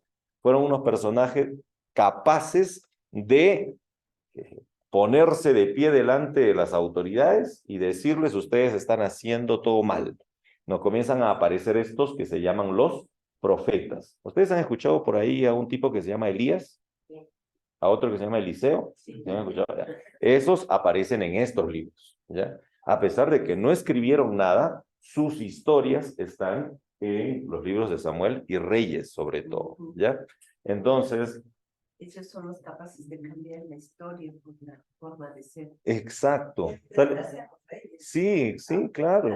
Claro, el rey David, todo lo que había hecho, ¿no? Todo lo que había hecho el rey David, porque el rey David se metió con una mujer que no era suya, mandó a matar al esposo de la chica y luego eso lo convierte en una cuestión nacional porque tapa sus fechorías a través de una serie de decretos y todo lo demás dentro de la nación. y no se corrige hasta que aparece un profeta, el profeta Natán, ¿no? Que le dice, mira, estás haciéndolo mal. Entonces, ese rol aparece en estos, o estos personajes con ese rol aparecen en estos libros. Es por eso que para los judíos, Josué, Jueces, Samuel y Reyes también tienen que ser libros proféticos, porque ahí también aparecieron los profetas, ¿ya? Entonces, y luego aparecen los siguientes profetas que tenemos nosotros ahí en la tradición cristiana. ¿Me hago entender? Entonces, les decía yo que toda la Biblia podemos entender como una palabra profética, pero dentro de la Biblia hay algunos libros que de manera expresa dicen, aquí está la voz de un profeta. Deuteronomio dice, aquí está la voz del profeta Moisés. Josué, Jueces, Samuel y Reyes, aquí están las voces de los profetas y de las profetisas que están diciendo esto, ¿no? Hay un texto en el libro de Reyes que es súper genial, que el rey quería ir a la batalla y le dicen, necesito que me profeticen. Y entonces contratan a unos profetas para que vayan y ellos se mueven y le dicen, sí, sí, vas a ir a ganar. Pero de ahí uno le dice, no, ¿sabes qué? Tienes que consultar más bien a un profeta que te diga la verdad. Entonces le dice, ¿así quién? A Micaía, creo que traigan a Micaía, dice. Y él dice, no, no, porque ese Micaías siempre que me profetiza mal. O sea, siempre... Entonces ya, pero tráiganlo. Y lo traen y sí, justamente le dice, si quieres ir a la guerra vas a perder. Le dice, ¿no? Y el otro le dice, no. Y se va y ya saben lo que le pasó, ¿no? En todo caso. Entonces, esas historias aparecen en estos libros que también pueden ser considerados como libros proféticos. ¿Ya? Vamos a revisar rápidamente una cronología de los profetas en el texto bíblico. ¿Ya? Una cronología de cómo los profetas se han manifestado. ¿Te acuerdas? ¿No te pregunto?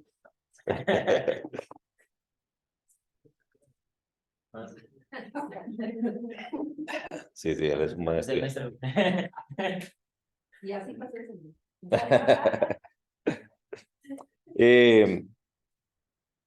Todos estos siglos son antes de Cristo. Ya, todos estos siglos son antes de Cristo y cuando son antes de Cristo siempre vamos a ir de manera descendente en la cronología. ¿Ya? O sea, el siglo X es anterior al siglo IX, ¿no? Entonces vamos a ir de manera descendente. ¿Por qué? Porque es antes de Cristo, ¿ya? En el siglo X aparecen los primeros a quienes vamos a llamar profetas, en el siglo X, ¿ya? Más o menos en los años 900 antes de Cristo. Aparecen los primeros, en la época de los primeros grandes reyes, aparecen, ¿no?, los primeros profetas, a quienes se les llamaba videntes, a quienes se les llamaba varones de Dios. El varón de Dios llegó, ¿no? Como decía un amigo, a mí antes me decían varón de Dios, ahora me dicen balón de Dios. Nos pasa, nos pasa. Por ejemplo, ahí están estos profetas que les estaba diciendo, ¿no? Mismo Samuel, que dice, él es vidente de Yahvé, ¿no? Aquí en esta época la profecía era muy incipiente, muy precaria todavía, ¿ya? O sea, se daba de una manera, bueno, también el pueblo de Israel era un pueblo bastante una serie de tribus que estaban recién formándose. En el siglo IX antes de Cristo, cuando ya Israel se convierte en un estado y aparecen ahí los grandes reyes, los reyes que ya viven en palacios y todo, por ejemplo, los reyes que establecen a Samaria como capital de la parte del norte y a Jerusalén en la parte del sur, cuando ya aparece toda una institucionalidad estatal, ¿ya? Ahí van a aparecer los profetas ya cumpliendo un rol un poco más expreso. Voy a decir algo y vuelvo a decir, si no me quieren creer, bacán. La presencia primaria de los profetas en la Biblia no se daba solamente porque ellos traían un mensaje espiritual o espiritualizado, sino más bien porque ellos traían un mensaje concreto, real. O sea, en nuestras palabras, un mensaje muy político-social. Voy a decir esto. Recuerden ustedes que para estos tiempos en los cuales se escribe la Biblia, la política y la religión no están separadas, ¿ya? Son lo mismo. ¿Quién pone a los reyes? Dios. ¿Quién saca a los reyes? Dios, ¿no? ¿Quién define los territorios? Dios. O sea, religión y política están casi juntos. Entonces, cuando aparecen los profetas, aparecen con un lenguaje muy religioso y a la vez político, porque para ellos las dos cosas eran las mismas. Entonces, cuando aparecen los reyes aquí, los profetas en esta época, Elías y Eliseo aparecen hablando con quiénes, con los reyes, ¿no? Y aparecen hablando con los reyes porque los reyes están haciendo unas políticas terribles, ¿no?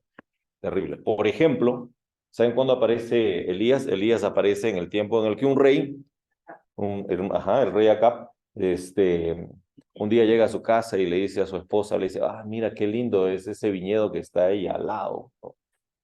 ¿Cuánto me gustaría que ese viñedo sea mío? Y su esposa le dice, ¿y por qué no lo tomas? No, porque es de Natán y bueno, Natán es mi pana. Entonces, si ella le dice, pero tú eres el rey, ¿no? Que le dice, sí, pero no me corresponde. Entonces ella dice, espérate un ratito. Se va, ¿no? Llega donde está Natán, lo mata, recoge las llaves del viñedo y le dice a Natán, ok, ya, Natán no, de Nabot, no, ya estos viñedos son tuyos. ¿Y por qué son míos? Porque yo lo maté. Ya, chévere, gracias, muchas gracias. Ya está. Ahora los viñedos de Nabot son míos, ¿no? Entonces ahí se levanta Elías y le dice, oye, ¿ustedes qué les pasa? O sea, ¿quiénes son para andar matando a los campesinos para quitarles sus tierras? Es más, lo que Dios va a hacer es incluso Dios se va a vengar de ustedes, dejando de que ya no haya agua para que puedan, o sea, va a haber sequía, ¿no? Y de ahí se produce un enfrentamiento, una confrontación de ese tipo. ¿Me hago entender? Entonces, así aparecen los profetas. Ahora, ¿quién es Elías? Como bien dices, cuando revisamos nosotros en Primera de Reyes, el capítulo 18, en Primera de Reyes, el capítulo 17, perdón, Primera de Reyes, capítulo 17, es interesante porque a Elías nadie lo presenta. O sea, 17, del 1 en adelante, ¿no? A Elías nadie lo presenta. A Elías nadie le dice, tú de hoy en adelante vas a ser profeta. Es más, es interesante porque Elías es el único personaje famoso de la Biblia que aparece incluso sin genealogía, o sea, que aparece sin linaje, ¿no? Elías Tisbita apareció y dijo esto, ¿no? ¿Por qué? Porque ahí lo que nos está diciendo que 17, versículo 1 en adelante. Porque ahí lo que nos está diciendo que el profeta no necesariamente es alguien que debe cumplir una serie de características, sino es alguien como nosotros, que aparece allí portando el mensaje. ¿Ok? En el siglo 8, cuando ya hay escritura en Israel, aparecen los profetas que escriben, sus mensajes. Los profetas que escriben sus mensajes, ¿ya? Y hay 4 profetas que trabajaron en el siglo 8, que fueron los primeros que escribieron sus mensajes. ¿Cuáles son esos primeros profetas que escribieron sus mensajes? Oseas y Amós en el norte, y Isaías y Miqueas en el sur, ¿ya? ¿Han escuchado a estos señores? Sí. Ya. Lean a estos señores porque estos señores son terribles. O sea, lean porque eso sí no hablan con ningún tipo de anestesia, ¿no? Ahora voy. Wait one moment, please. Entonces aparecen estos personajes y como vuelvo a decir, ellos lo que quieren decir, o sea, se van donde los reyes. Es interesante porque Amós se va donde los reyes y les dice, ¿y ustedes quiénes son para comprar la conciencia de la gente solamente por un par de zapatos?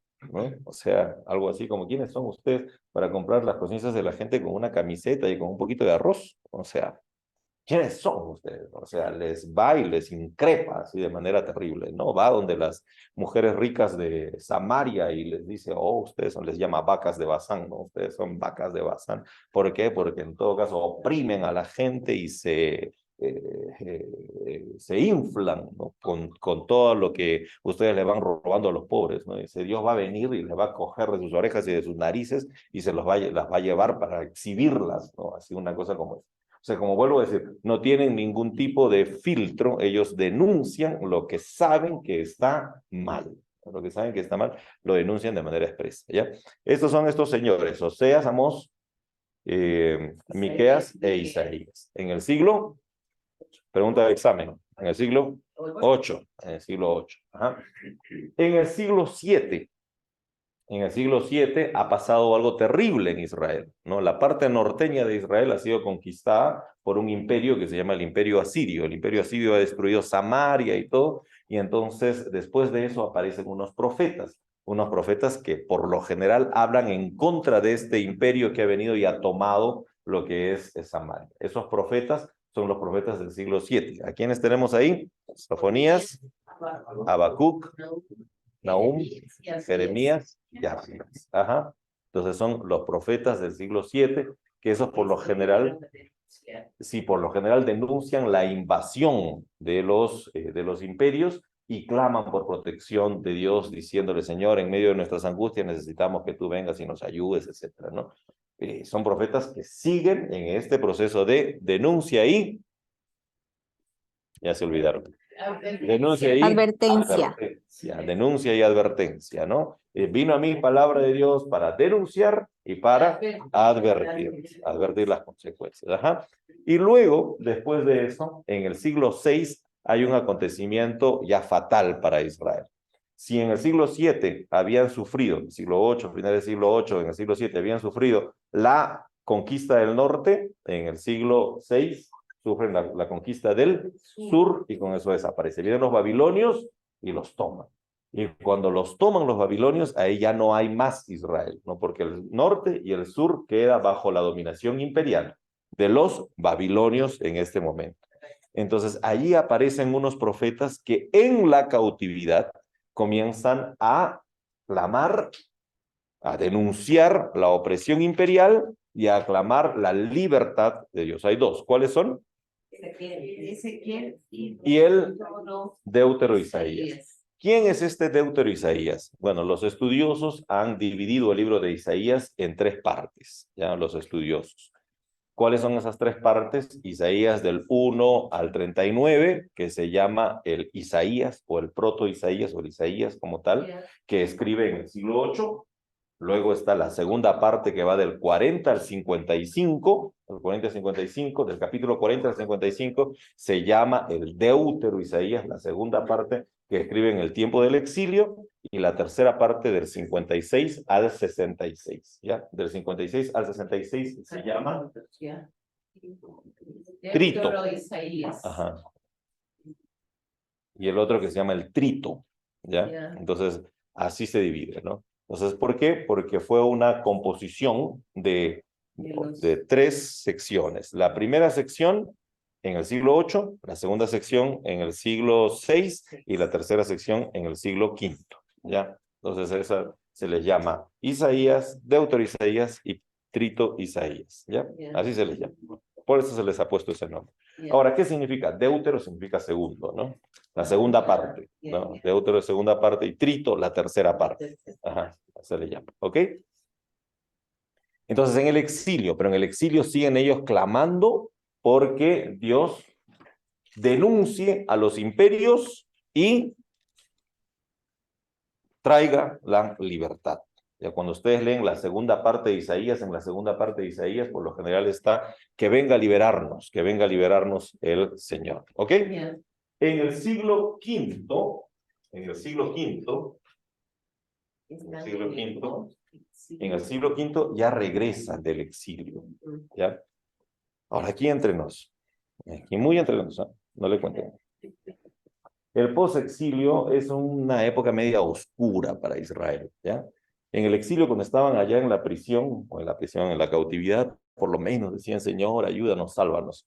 Pero en el post-exilio, cuando los devuelven, existe una cosa media rara. ¿Qué es lo que pasa? Que cuando lo devuelven, los que vienen de Babilonia creen ser superiores que los que estaban allí en Judá, ¿ya?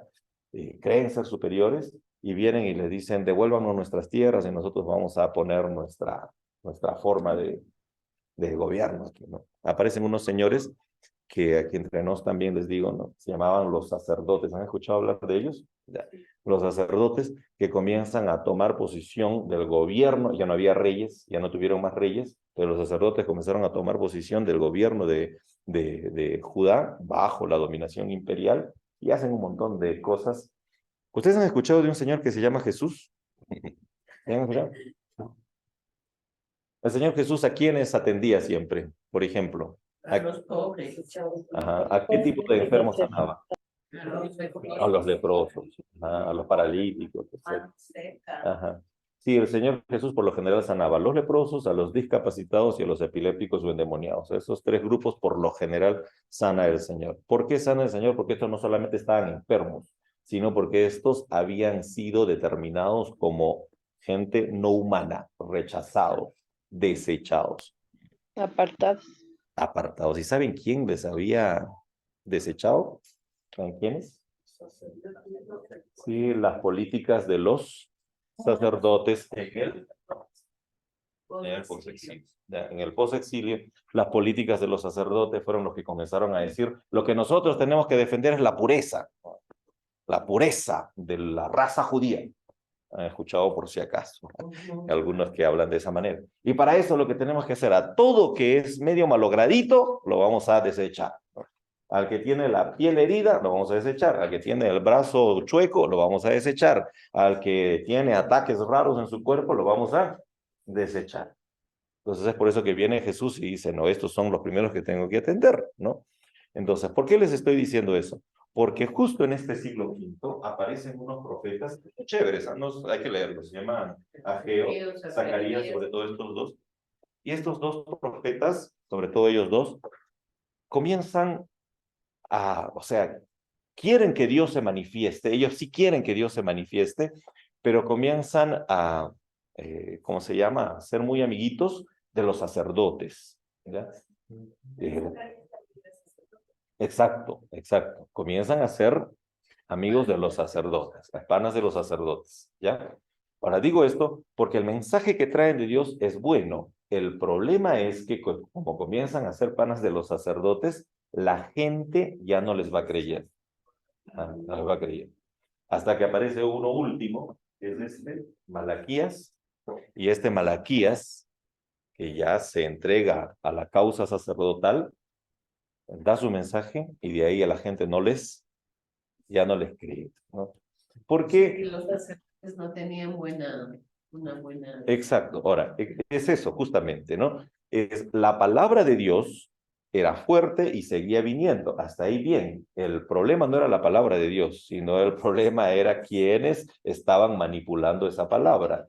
Y lamentablemente, la palabra de Dios que vino a través de los profetas, ahora se había asociado a la voz de los sacerdotes y allí es que se cierra la profecía y ya no los escuchar. No es que Dios no quiso seguir hablando, Dios quería seguir hablando. El problema era que la gente ya no quería escucharlos. ¿Por qué no quería escucharlos? Porque ya, sí, exacto. En un principio era, no maltraten a los pobres y después era, cóbrenle tributo a los pobres. Ajá.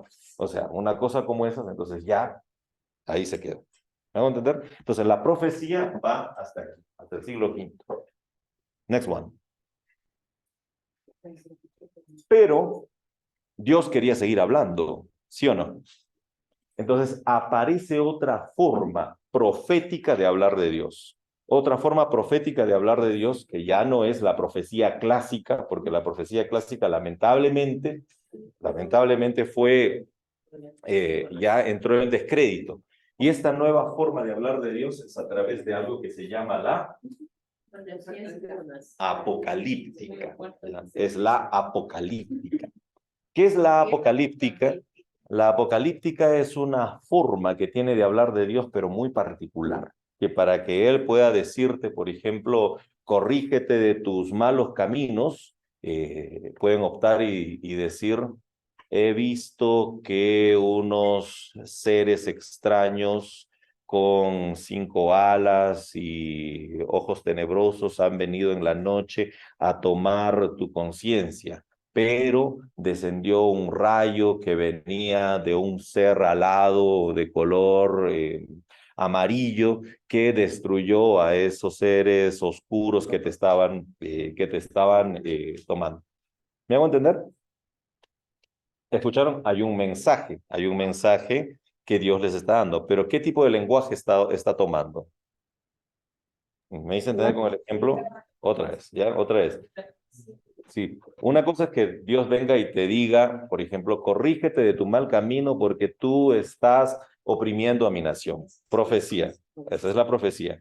Pero luego aparece una forma en la que Dios tiene de hablar, solamente que ya no te dice corrígete de tu mal camino, sino lo que te dice ahora Dios, te advierte, pero de esta manera, te ves de esta manera, diciendo, yo vi en un sueño que vinieron unos seres alados con unas hoces en sus manos y machetes en la otra, para comenzar a carcomer tu conciencia, ¿no? O sea, te está diciendo lo mismo, te está diciendo de que tú estás en un mal camino, solamente que ahora está utilizando figuras, exacto, simbologías. Ajá, a eso se llama la apocalíptica, ¿ya? La apocalíptica es una forma de hablar de Dios, pero que utiliza muchas simbologías, ¿ya? Por ejemplo, el profeta te dice, si no te corriges de tu mal camino, pues van a venir los otros reyes y te van a marginar, una cosa como esa. Los profetas. Los apocalípticos van a decirte, he visto que en tu camino hay bolas de fuego y en esas bolas de fuego hay unos seres con coronas y esos seres con coronas han venido para tomarte y llevarte cautiva con cadenas de hierro fundido. Entonces uno dice, oh, o sea, lo que te está diciendo es lo mismo que el profeta, solamente que ahora está utilizando un lenguaje simbólico. Un lenguaje simbólico muy espiritualizado. A eso se llama la apocalíptica, ¿ya? Esa fue una forma de traer el mensaje, porque como vuelvo a decir, ya no les creían mucho a los profetas. Entonces ahora comenzaron a creerles a los que traían la escritura apocalíptica. Ajá. El libro de Daniel, por ejemplo, el libro de Daniel desde el capítulo 7 al 12, o el libro de Zacarías del capítulo 9 al 14, están llenos de estos mensajes, ¿no? Vi una visión donde descendían unos seres y se posicionaban aquí y en tantas semanas, o sea, números, figuras, etcétera, así aparece. Por último, ¿qué hora es? Ya nos tenemos que ir. Uy, sí. Ok, nos vamos a quedar ahí. Nos vamos a quedar ahí.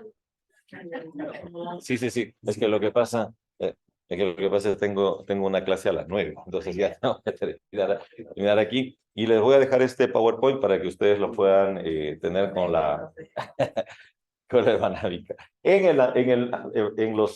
el Nuevo Testamento hay toda una sección profética también que está representada tanto en los evangelios, en la literatura paulina y en el Apocalipsis de Juan, donde aparece también la palabra profética. En resumen, lo que quería decirles es que la misma Biblia es una acción profética. Ahora, siendo toda la Biblia una acción profética de un Dios que se manifiesta de manera profética, en la Biblia también hay mensajes explícitamente proféticos, como por ejemplo el Deuteronomio, como por ejemplo los libros de los profetas, como por ejemplo los libros apocalípticos, los evangelios, la literatura paulina y el Apocalipsis de Juan, que se presentan como en mensajes proféticos expresos. ¿Ok? Vamos a quedarnos allí. Que Dios les bendiga y disfruten de su día.